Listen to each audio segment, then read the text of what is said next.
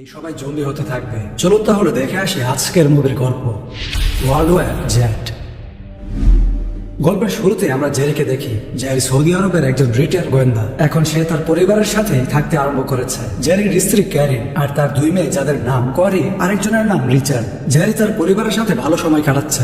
একদিন জেরি তার পরিবারকে সাথে নিয়ে ঘুরতে বের হলে সে রাস্তাতে লম্বা এক ট্রাফিক লাইন লক্ষ্য করে। এইসবের মধ্যে কয়েকটি হেলিকপ্টারকে উঠতে দেখা যায়। তার কিছুটা অন্যরকম লাগে, কারণ হলো এই হেলিকপ্টার গুলো অনেকক্ষণ যাবৎ এখানে উঠছিল। সে তখন রেডিও চালু করে, আর একটি খবরে তখন বলা হচ্ছিল একটি অসুখ খুব দ্রুত ছড়িয়ে পড়ছে।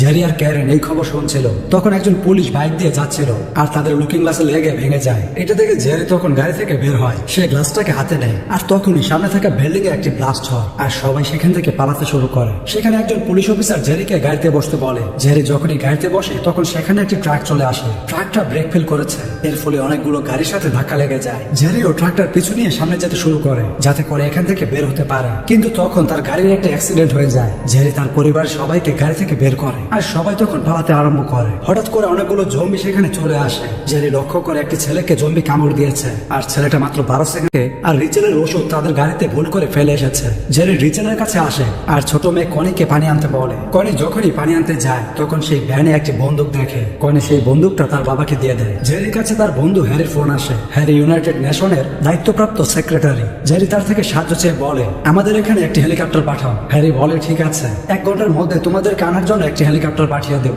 এটা শুনে জেরি তার পরিবারকে নিয়ে একটি মার্কেটে যায়, যেখান থেকে তার মেয়ে রিচেলের ওষুধ নিতে পারবে। ক্যারিন মার্কেটে গিয়ে জেরিকে ওষুধ আনতে বলে, আর তখন সে নিজে খাবার পানি আনতে যায়। জেরি ফার্মেসিতে গেলে সেখানে একটা ছেলে পিস্তল নিয়ে আসে। ছেলেটাকে দেখে জেরি ভয় পেয়ে যায়, আর সেই ছেলেটা জেরিকে কিছুই বলে না। তার প্রয়োজনীয় ওষুধগুলো জেরিকে দিয়ে দেয়। তখন জেরি কনের চিল্লানোর আওয়াজ শুনতে পায়, আর সে দৌড়ে কনের কাছে আসে। এদিকে তখন ক্যারিনের উপর দুজন সন্ত্রাসী আক্রমণ করেছে। তখন সে ক্যারিনের দিকে যেতে শুরু করে, কিন্তু সেই দুইজন ব্যক্তি জেরির উপর হামলা করে। জেরিও তখন তার হাতের বন্দুক দিয়ে একজনকে গুলি করে হত্যা করে। আর তখনই একজন পুলিশ সেই সুপার মার্কেটে প্রবেশ করে। জেরি নিজেকে সারেন্ডার করে, কিন্তু পুলিশ তাকে কিছুই বলে না। মূলত পুলিশ নিজেও এখানে খাবার খুঁজতে এসেছে। এরপরে জেরি তার পরিবারকে নিয়ে মার্কেটের বাইরে আসে, আর সে তার বন্ধু হ্যারিকে ফোন করে। হ্যারি বলে, আজকে হেলিকপ্টার পাঠানো যাবে না, কিন্তু হ্যাঁ, কালকে সকালে হেলিকপ্টার পাঠাতে পারবো। এটা শুনে জেরি একটি বিল্ডিং এ যেতে শুরু করে, যাতে সে রাতটা অন্তত সেফ থাকতে পারে। কিন্তু এখানে অনেকগুলো জম্বি আগে থেকে উপস্থিত ছিল, আর তাদের উপর জম্বিগুলো আক্রমণ করে। জেরি কোন রকম ভাবে তাদেরকে মেরে উপরের দিকে যেতে শুরু করে। উপরের ফ্লোরে এসে একটি বাচ্চা সহ একটি পরিবারকে দেখে। এই ছোট বাচ্চাটার নাম টমি। তাদেরকে দেখে জেরিও রুমের ভেতরে চলে আসে। সেই লোকগুলো রুমের দরজা বন্ধ করে দেয়। টমি তাদেরকে খাবার দেয়। জেরি এখানে এসে দ্রুত রেডিও চালু করে। ফলে তারা এটা জানতে পারে যে শহরে একটি ভাইরাস এসেছে, আর মানুষ দ্রুত জম্বি হয়ে যাচ্ছে। এই ভাইরাসের প্রতিষেধক না থাকাতে এখন কিছুই করা যাবে না। সরকারের নতুন নির্দেশ আসা অবধি নিজেদেরকে সেফ রাখতে হবে। দরজা বন্ধ করে ঘরে অবস্থান নিতে বলছে। কিন্তু পরের দিন সকালে জেরি ছাদের উপর যাওয়ার জন্য তৈরি হচ্ছিল। জেরি তার হাতে মোটা করে কষ্ট লাগিয়ে নেয়, যাতে করে জম্বি তার হাতে কামড় দিতে না পারে, আর তার বন্দুকের সাথে একটি চাকু বেঁধে নেয়, যাতে করে সে জম্বিদেরকে মারতে পারবে। জেরি টমের বাবা মাকেও তার সাথে আসতে বলে, কিন্তু টমের বাবা মা তার কথাতে বিশ্বাস করে না। তারা চিন্তা করে যে তাদেরকে ঘরের ভেতরেই থাকা লাগবে, এই জন্য তারা সেখানে থেকে যায়। জেরি তার পরিবারকে সাথে নিয়ে ছাদে যাওয়ার জন্য বেরিয়ে পড়ে। এইবারও জম্বিগুলো তাদের উপর হামলা করে। জেরি ক্যারিনকে সামনে যাওয়ার জন্য বলে, আর জম্বিদেরকে আটকানোর চেষ্টা করে। অন্যদিকে টমদের ঘরেও জম্বিরা হামলা করে, আর টমের বাবা মাকেও মেরে ফেলে। টম কোন রকম ভাবে তার বাবার গান নিয়ে জেরির দিকে দৌড়ানো শুরু করে। হারিয়ে ফেলেছে। সে আরো জানায় কিছু শহর একদম ধ্বংসস্তূপে পরিণত হয়েছে। জেরি জানতে চায় যে এটা শুরু কিভাবে হলো। হ্যারি এর উত্তরে বলে, কিছুদিন আগে কোরিয়া থেকে একটা মেইল এসেছিল, সেখানে জম্বিদের সম্পর্কে লেখা ছিল। যদি আমরা সেখানে গিয়ে এটা জানতে পারি যে এই ভাইরাস কিভাবে জন্ম নিল, তাহলে হয়তো আমরা এটার প্রতিষেধক বের করতে পারবো। হ্যারি জেরিকে ডক্টর ফেসবেককে দেখায়, যে কিনা কোরিয়াতে যাবে, যাতে করে জম্বিদের উৎপত্তি সম্পর্কে জানতে পারে ও এর প্রতিষেধক বানাতে পারে। তখন সেখানে শিফটের ক্যাপ্টেন আসে, আর জেরিকে অনুরোধ করে যেন সে ডক্টর ফেসবেকের সাথে এই মিশনে কোরিয়াতে যায়। কিন্তু জেরি কোরিয়াতে যাবে না। ক্যাপ্টেনকে জেরি বলে, আমার পরিবারকে এই অবস্থাতে রেখে কোরিয়াতে একদমই যেতে পারবো না। ক্যাপ্টেন জেরিকে বলে, এই শিফটে যাদেরকে আনা হয়েছে তাদেরকে কাজের জন্য আনা হয়েছে, আর যদি তুমি কোরিয়াতে না যাও তাহলে তোমাকে ও তোমার পরিবারকে এই শিফট থেকে বেরিয়ে যেতে হবে। এই কথা শুনে জেরি কোরিয়াতে যাওয়ার জন্য রাজি হয়, যাতে সে তার পরিবারকে সেফ রাখতে পারে। জেরি কোরিয়াতে যাওয়ার সমস্ত প্ল্যান ক্যারিনকে জানায়, আর ক্যারিনকে তখন একটি ফোন দেয়, যাতে তারা দুজনে ফোনে আলাপ করতে পারে, আর তারা সুস্থ আছে কিনা সেই সম্পর্কে জানতে পারে। এরপরে সবাইকে বিদায় দেয়, আর ডক্টর ফেসবেক আর কয়েকজন সোলজার সোলজারকে সাথে নিয়ে কুরিয়ার উদ্দেশ্যে প্লেন নিয়ে বের হয়ে পড়ে। জেরি ডক্টর ফেসবেকের কাছে এই ভাইরাস সম্পর্কে জানতে চাইলে ডক্টর জেরিকে বলে কখনো কখনো এই ভাইরাসের শক্তি তার নিজের উপরই ভারী পড়ে, আর এই ভাইরাসের দুর্বলতা খুঁজতে আজকে আমরা কোরিয়াতে যাচ্ছি। অন্যদিকে শিপে সিন ফোকাস হয়। শিপে অতিরিক্ত মানুষ হওয়াতে কিছু মানুষকে পুনরায় ফেরত পাঠানো হচ্ছে, কিন্তু এখানে জেরির ফ্যামিলি সেফ ছিল। অন্যদিকে তারা মিশনের জন্য কোরিয়াতে চলে আসে। জেরি আর তার সম্পূর্ণ টিম প্লেন থেকে বের হয়। তখন এদের কয়েকজনের উপর জম্বিরা হামলা করে। এটা দেখে ডক্টর ফেসবেক ভয় পায় আর সে পুনরায় প্লেনের ভেতরে যাওয়ার চেষ্টা করে, কিন্তু ভুলবশত পা পিছলে পড়ে যায়, এমনকি তার হাতের বন্দুকে চাপ লেগে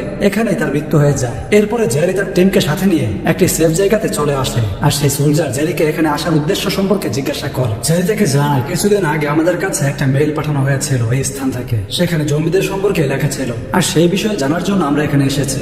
এই কথা শুনে সোলজার জেরিকে একটি জায়গায় নিয়ে আসে যেখানে অনেকগুলো মানুষকে পুড়িয়ে মেরে ফেলা হয়েছিল। সোলজার জানায় সর্বপ্রথম মানুষটি এই স্থানে এসেছিল আর এখানে থাকা মানুষদেরকে কামড়ে এফেক্ট করে ফেলেছিল, এই কারণে আমরা এদের সবাইকে পুড়িয়ে মারি। জেরি জিজ্ঞাসা করে সর্বপ্রথম এই ভাইরাসে কে শিকার হয়েছিল। এর উত্তরে সোলজার জানায় যে সে একজন ডক্টর ছিল। সে একজন সোলজারকে দেখতে গিয়েছিল যেখানে প্রায় এক সপ্তাহ থেকে উধাও ছিল। যখনই সে ফিরে আসে তখন থেকে সবাইকে সে কামড়ানোর চেষ্টা করে, আর এর জন্য তাকে আমরা এখানেই বেঁধে রাখি। যখন ডক্টর তাকে চেক করতে আসে তখন সেই সোলজার তাকে কামড়ে দেয়। এরপরে সেই ডক্টর জম্বিতে পরিণত হয়, আর তখন থেকে এখানে এই ভাইরাস ছড়িয়ে পড়ে। জেরি লক্ষ্য করে একজন সোলজার তার পা ঘুরিয়ে হাঁটছিল। এটা দেখে জেরি সেই সৈন্যকে জিজ্ঞাসা করে তোমার পায়ের এই অবস্থা কি জম্বি করেছে? তখন সে হয়েছে। জেরি তাকে জিজ্ঞাসা করে নর্থ কোরিয়ার লোকজন এই ভাইরাস থেকে কিভাবে বেঁচে আছে। তখন সেই লোকটা তার দাঁত খুলে ফেলে আর জেরির প্রশ্নের উত্তর দেয়। লোকটি বলে নর্থ কোরিয়াতে 24 ঘন্টার ভিতরে সরকার সকলের দাঁত তুলে নিয়েছে আর নকল দাঁত লাগিয়ে দিয়েছে, যার কারণে কেউই কাউকে কামড়াতে পারেনি, আর এই কারণে মূলত সেখানে ভাইরাসটা ছড়ায়নি। লোকটি জেরিকে আরো জানায় ইসরায়েল সরকারও তাদের চারদিকে উঁচু দেয়াল তৈরি করে ফেলেছে যেন কোনো ভাবে এই ভাইরাস ইসরায়েলে প্রবেশ করতে না পারে। লোকটি তাকে এটাও জানায় জেরুজালেমের একটি লোক তোমাকে বলতে পারবে এই ভাইরাসটি আসলে কিভাবে ছড়িয়ে পড়লো। এটা শুনে জেরি তার টিমকে বলে আমাদেরকে দ্রুত জেরুজালেমে যেতে হবে, আর সে এরপরে ক্যারেনকে ফোন করে। নেটওয়ার্ক খারাপ থাকাতে জেরি ক্যারেনের সাথে কথা বলতে পারে না। এরপরে জেরি কুরিয়ার সোলজারকে প্লেনে তেল ভরতে বলে। সোলজার জেরিকে জানায় এই জম্বিগুলো শব্দের উপর ফোকাস করে বেশি চলে, তাই তোমরা সকলে চুপচাপ প্লেনে গিয়ে বসো, আর কিছুক্ষণের মধ্যে আমি ফুয়েল ট্যাঙ্ক নিয়ে চলে আসবো। জেরি তার কথা মেনে নেয় আর তার বেঁচে যাওয়া দুজন সাথীকে সাথে নিয়ে প্লেনের দিকে যেতে আরম্ভ করে। আর তখনই ক্যারেন জেরিকে ফোন করে। ফোনের শব্দ শুনে সেখানে থাকা জম্বিগুলো জেরির দিকে আসতে শুরু করে। তখন সেই কোরিয়ান সোলজার ট্যাঙ্ক নিয়ে চলে আসে আর জম্বিদেরকে মারতে থাকে। জেরি আর তার সাথীরা সাইকেলের স্পিড বাড়িয়ে প্লেনের ভেতরে চলে আসবে, ঠিক তখন একটি জম্বি জেরির উপর আক্রমণ করে বসে। জম্বি ছেলেটা জেরিকে কামড় দিতে যাবে তখনই সেই কোরিয়ান সোলজার গুলি করে জেরিকে বাঁচিয়ে দেয়, কিন্তু সেই সোলজারটা আর বাঁচতে পারে না কারণ তাকে অন্য একটা জম্বি কামড়ে দেয়। এরপরে জেরি ভেতরে এসে দেখে যে সেই সোলজার নিজেকে গুলি করেছে কারণ সে জম্বি হতে চাইছিল না। জেরির সাথী প্লেন চালু করে আর সেখান থেকে চলে যায়। যখন সবকিছু শান্ত হয়ে যায় তখন সে ক্যারেনকে ফোন করে বলে যে আমি ইসরায়েলে যাচ্ছি, আর তখনই তার ফোনের নেটওয়ার্ক চলে যায়। এই কারণে মূলত কলটাও ডিসকানেক্ট হয়ে যায়। ইসরায়েল আসার পর জেরি পাইলটকে প্লেনে থাকতে বলে। এরপরে জেরি অফিসার বিগেন ও সেভেনের সাথে দেখা করে। জেরি বিগেনকে জিজ্ঞাসা করে ইসরায়েল কিভাবে এই ভাইরাস সম্পর্কে আগেই জানতে পারলো, তারা আগে বাঁচার জন্য দেওয়াল নির্মাণ করে ফেললো। এতে বোঝা যাচ্ছে যে ইসরায়েল এই বিষয়ে আগে থেকে জানে। বিগেন উত্তরে বলে এই খবর আসলে ইন্ডিয়া থেকে এসেছিল, তারা আমাদেরকে বলেছিল যে তারা রাক্ষসদের সাথে লড়াই করছে। এটা শুনে আমরা বুঝতে পারি যে রাক্ষস বলতে গেলে মূলত জম্বিদের কথাই বলছিল। এটা শুনে আমরা দেওয়াল নির্মাণের কাজ আরম্ভ করে দেই যাতে করে এই ভাইরাস থেকে আমরা নিরাপদে থাকতে পারি। বিগেন জেরিকে দেওয়ালের কাছে নিয়ে আসে। এখানে জেরি দেখে এই লোকগুলো অন্য দেশের মানুষদেরকেও এখানে ঢুকতে দিচ্ছে। জেরি জিজ্ঞাসা করে তোমরা কেন অন্য দেশের মানুষদেরকে আশ্রয় দিচ্ছ? বিগেন জানায় আমরা যত বেশি মানুষকে সেভ করতে পারবো ততই জম্বি কম হবে। এখানে আসা মানুষগুলো বেঁচে যাওয়াতে খুশি ছিল, আর এক পর্যায়ে তারা চিল্লিয়ে উদযাপন করে। অন্যদিকে জম্বিগুলো তাদের শব্দ শুনে একটার উপর একটা এভাবে সিঁড়ি বানিয়ে দেওয়াল টপকে এই পাশে চলে আসে আর মানুষদেরকে কামড়াতে শুরু করে। এই মানুষগুলো কেমন আপনারাই বুঝে নেন। তো যাই হোক, এখানে মানুষগুলো তখন পালাতে শুরু করে। জেরিও পালানোর সময় লক্ষ্য করে যে একজন বৃদ্ধ দাঁড়িয়ে আছে, কিন্তু তাকে জম্বিগুলো কামড়াচ্ছে না। আর জেরি সেভেনের সাথে পালাতে থাকে এবং কি দেখতেই দেখতে সম্পূর্ণ ইসরায়েলে এই ভাইরাসটি ছড়িয়ে পড়ে। জেরি আবার লক্ষ্য করে একটি বাচ্চাকে জম্বিগুলো আক্রমণ করছিল না। এটা দেখে জেরি বুঝতে পারে হয়তো অসুস্থ মানুষকে এই জম্বিগুলো কিছুই করে না। তখন কিছু জম্বি সেভেন ও জেরির উপর অ্যাটাক করে দেয়। সেভেন তাদের উপর গুলি করতে থাকে, কিন্তু একটা জম্বি সেভেনের হাতে কামড়ে দেয়। এটা দেখে জেরি দ্রুত সেভেন এসে হাত কাপড়টাকে কেটে ফেলে, যেন এই হাতের কাপড় চেঞ্জ করে দেয়। আর এই প্লেনটাও ইসরায়েল থেকে বেরিয়ে পড়ে। জেরি প্লেনে বসে ভাবছিল সেই লোকদেরকে নিয়ে, যাদেরকে জম্বিগুলো কিছুই করছিল না। তখন তার মনে পড়ে যায় কোরিয়াতে থাকা সেই সোলজারের কথা, যার পায়ে আঘাত পেয়েছিল আর তাকে জম্বিগুলো কিছুই করেনি। জেরি বুঝতে পারে জম্বিগুলো তাদেরকে কামড়ায় না, যারা কিনা অসুস্থ।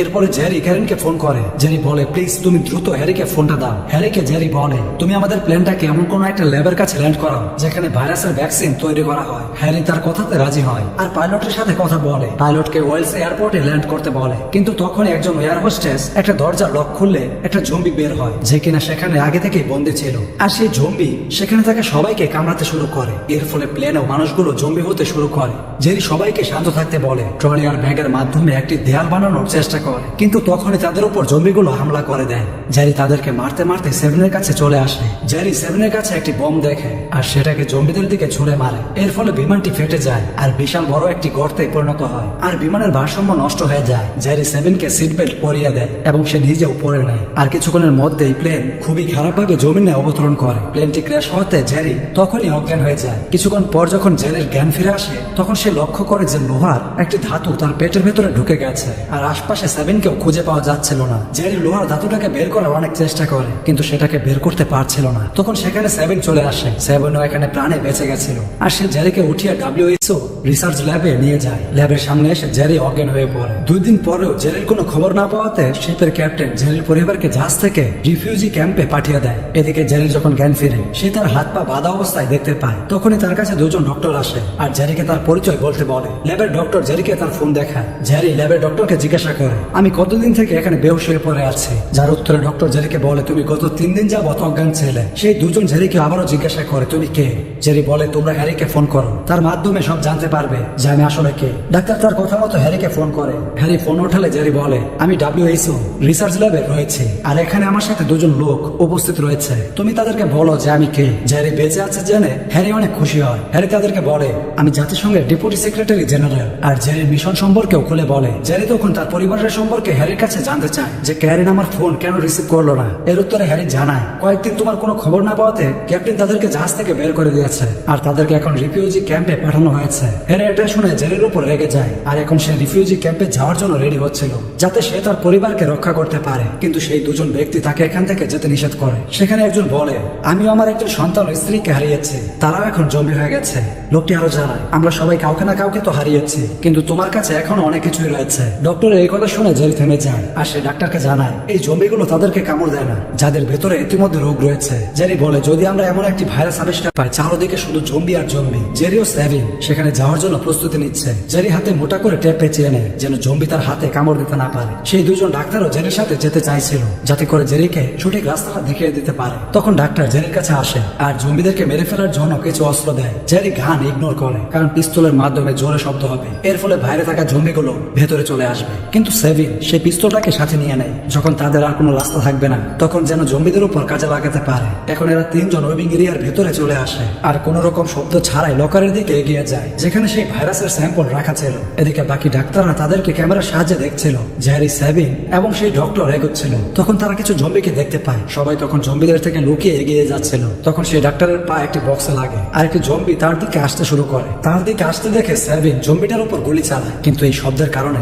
তাদের দিকে সমস্ত জম্বি আসতে শুরু করে। জেরি, সেভিন আর সেই ডাক্তারকে সেই লকার রুমের দিকে যেতে বলে যেখানে ভাইরাসের স্যাম্পল গুলো রাখা ছিল, আর সে নিজে শব্দ করে যাতে করে সমস্ত জম্বি তার দিকে ছুটে আসে। এরপরে সে পালাতে শুরু করে আর সামনে সে একটি ল্যাব দেখতে পায়। জেরি তারপরে 2জন জম্বিকে হত্যা করে আর সে শব্দ করতে করতে সামনের দিকে এগিয়ে যেতে শুরু করে। অন্যদিকে সেভিন আর ডাক্তার সেই ওয়ার্ডে চলে যায়। তখন তাদেরকে কয়েকটা জম্বি দেখে ফেলে আর তারা 2জন উইবিং এরিয়া থেকে বেরিয়ে পড়ে। জেরি এদিকে সেই রুমের সামনে চলে আসে যেখানে স্যাম্পল গুলো রাখা ছিল, কিন্তু এখানে দরজাতে একটা লক দেওয়া ছিল। এটা দেখে জেরি লক ভাঙতে শুরু করে। তখনই বাইরে থাকা ডক্টর সেখানে থাকা ফোনে কল করে আর জেরিকে সেই দরজার পাসওয়ার্ডটা বলে দেয়। এরপরে জেরি কোড দিয়ে সেই দরজাটা খুলে নেয়, কিন্তু জেরি সেই ভাইরাস সম্পর্কে কিছুই জানতো না, মানে কোনটা নিলে সে বাঁচবে আর সেটা তার জানা ছিল না। এই কারণে সে করে কি, সবগুলো বোতলকে একটি বক্সে তুলে নেয়। আর যখনই সে বাইরে আসতে যাবে, তখন সে দেখে বাইরে অলরেডি একটা জম্বি এসে দাঁড়িয়ে আছে। জেরি চিন্তায় পড়ে যায়, এখন সে কি করবে? এখন সে বাইরেও যেতে পারবে না, ভিতরে বসে থেকেও তো কিছু করতে পারবে না। এই জন্য সে না জেনেও নিজের ভেতরে একটি ভাইরাস নিতে চাইছিল। তাকে এমনটা করতে দেখে ডাক্তাররা চিন্তায় পড়ে যায়, কারণ জেরির বলা সমস্ত কথা এখনো অব্দি থিওরি হিসেবেই নেওয়া হয়েছিল আর সেটাকে বাস্তবায়ন করা বাকি ছিল। আর ভেতরে জেরি ভাইরাস নেওয়ার জন্য ইনজেকশন রেডি করছে, এর ফলে সে মারাও যেতে পারে। জেরি এরপর একটি বাক্সে লেখে যে তোমরা আমার পরিবারকে বলে দিও আমি তাদেরকে অনেক ভালোবাসি। এরপরে জেরি সেখানে থাকা একটা ভাইরাস নিজের ভিতরে ইনজেক্ট করে আর প্রভাবের জন্য অপেক্ষা করতে থাকে। কিছুক্ষণ পরে জেরি দরজার কাছে যায় আর দরজাটা খোলে। দরজার বাইরে থাকা জম্বি ভেতরে আসে, কিন্তু সে জেরির উপরে অ্যাটাক করে না, তার দিকে শুধু তাকিয়েই থাকে। জেরি বুঝতে পারে যে সেই জম্বিদের যুদ্ধে সফল হয়েছে। বাকিরা বাইরে থেকে অনেক খুশি হয়। এখানে জেরির জীবনের রিস্ক ছিল। তো যাই হোক, এরপরে জেরি সেখানে থাকা একটি মেশিন চালু করে দেয় আর সমস্ত জম্বি সেই দিকে দৌড়ানো শুরু করে, কিন্তু কেউ জেরির উপর হামলা করে না আর তাকে কামড়ও দেয় না। জেরি এরপরে উইভিং এরিয়া থেকে বাইরে আসে আর একজন ডাক্তার সেই ভাইরাসের অ্যান্টিডোট ইনজেক্ট করে দেয় যেন জেরি মারা না যায়। এরপরে জেরি আবারও তার পরিবারের কাছে ফিরে আসে। জেরিকে